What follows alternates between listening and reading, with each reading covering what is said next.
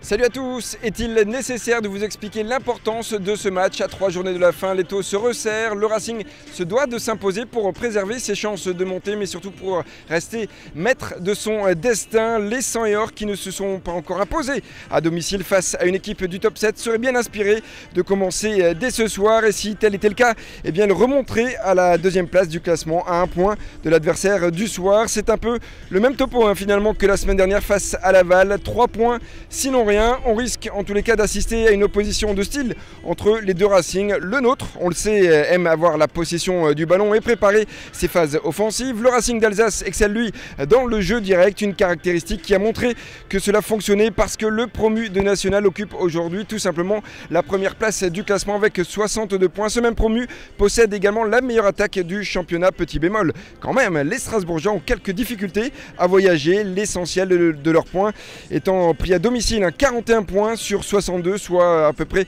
66% de leur total. On se souvient qu'au match aller, ils avaient posé de gros problèmes aux hommes d'Alain Casanova qui avaient alors admis la supériorité alsacienne. Il y a un peu de revanche dans l'air, même si on l'a dit, l'essentiel n'est pas là ce soir. Je vous propose bien sans plus tarder de retrouver Hugo Georgel qui est à côté de l'un de nos défenseurs. À toi Hugo. Oui Fabien, je suis avec Abdoulba. Abdoul, on sait l'importance de ce match ce soir, mais il faudra encore plus que de la motivation ce soir pour gagner contre Strasbourg. Ouais, il faudra beaucoup de concentration, bien écouter les consignes du coach et comme d'habitude, beaucoup de motivation avec ce beau stade, cet enjeu, ça va être super important. De toute façon, nous maintenant on le sait, le plus important c'est de gagner les 3 matchs et on est sûr au moins, si on gagne les 3 matchs, de monter en Ligue 1.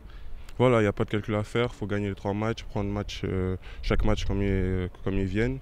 Parce que là, il y a ce match-là, si tu gagnes, c'est juste pour rester en course. Après, il reste encore 2 matchs pour espérer la montée.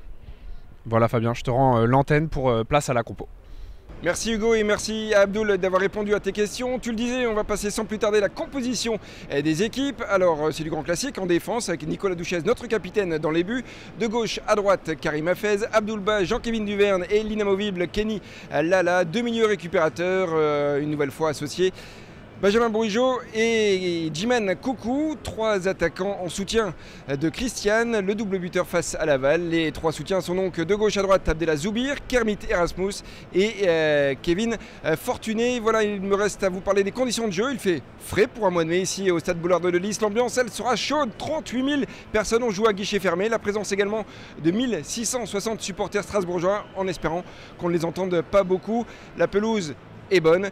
Il me reste à vous souhaiter une excellente rencontre et on se quitte en se disant un gros allez Lens.